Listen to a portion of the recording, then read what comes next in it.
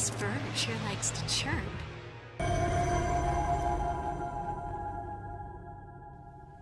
Hey everybody, this is Zach from Tanuki Games, and today we're taking a look at Sin and Punishment Star Successor for the Wii.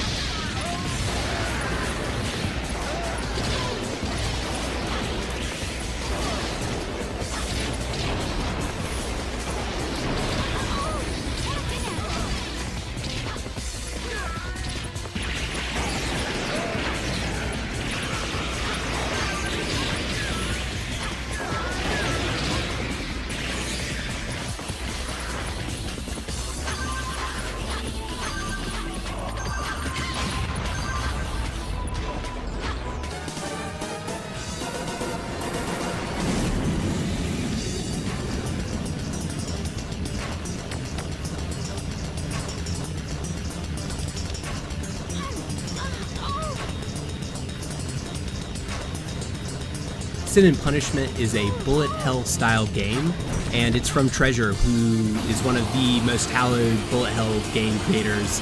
And I've never played a Treasure game. I've never really played many bullet hell games, and I was pretty excited to get into Sin and Punishment. It looked great, and it turned out to be a great time.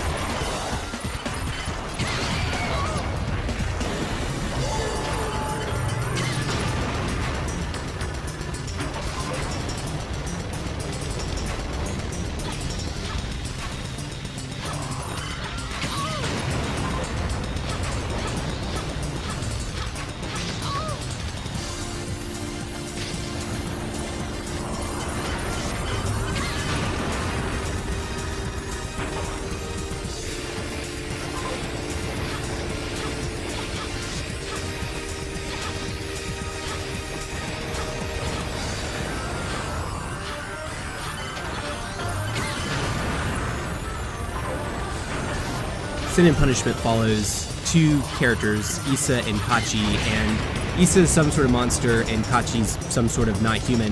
And the storyline is not going to be a main draw for many people. It is functional and serviceable at best, but it does get you to the next level, and that's going to be the real star of the show for pretty much everyone, are the different level designs and big giant bosses.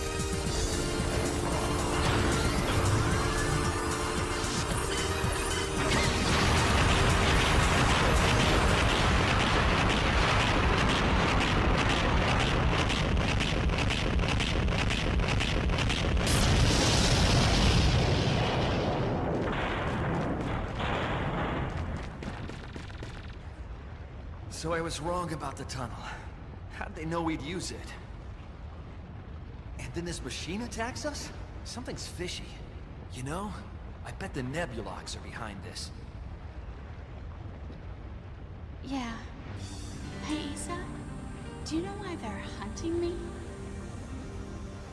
Is it because I don't belong here? Sort of. I think it's because you're not a real human. What is human? Humanity is hard to define. But we have a head with 2 ears and 2 eyes. And a nose and a mouth? Yep.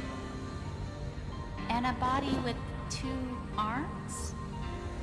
That's right. And 2 legs, right? Uh-huh. Oh, and a tail. Sure. We don't have tails.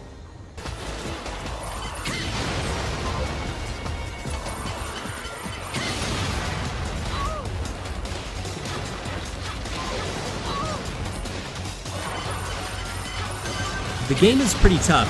I played the game on normal, and It took me a lot of trial and error to get through, especially the major boss battles of the game, which there are many.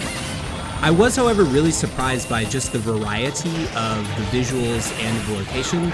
When I was first looking at the game, it really looked to me like it was going to be some sort of, you know, decrepit, post-apocalyptic kind of world, but it really isn't. There's lots of variety. There's even a level that's underwater and another level that's kind of this haunted, spooky Japanese thing going on, and all of it's really fun and really excellent gameplay-wise. The game uses the Wiimote and nunchuck, and this feels pretty good because you aim with the Wiimote and you can pretty much lock on to anything very quickly and very precisely, and then the nunchuck moves your character around, and also there's a lot of dodging. The dodging to me feels very hit and miss. I feel like a lot of times you end up just spamming the dodge button so you don't get hit, and a lot of times the hitboxes can feel really inconsistent.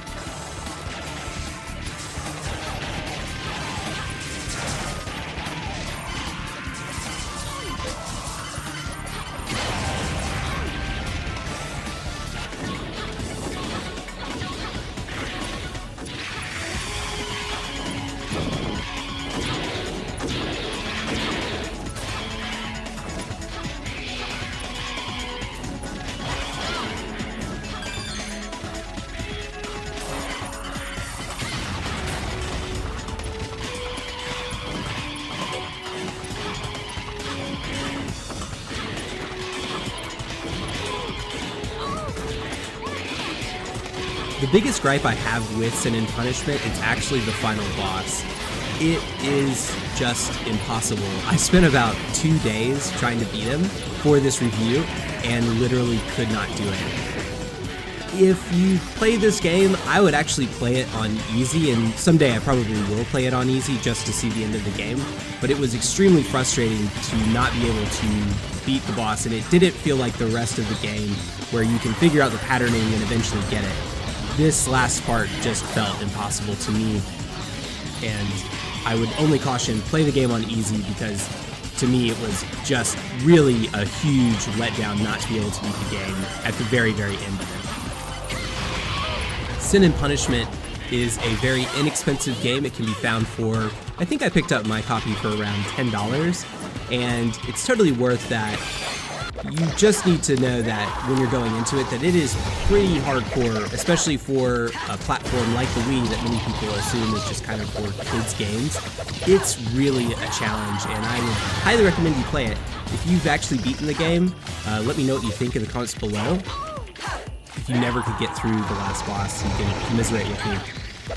Tell me what you think if you played Sin and Punishment. Did you love it? Did you hate it? Why? If you haven't played Sin and Punishment, does it look like something that you would be into? Let me know in the comments below, and enjoy.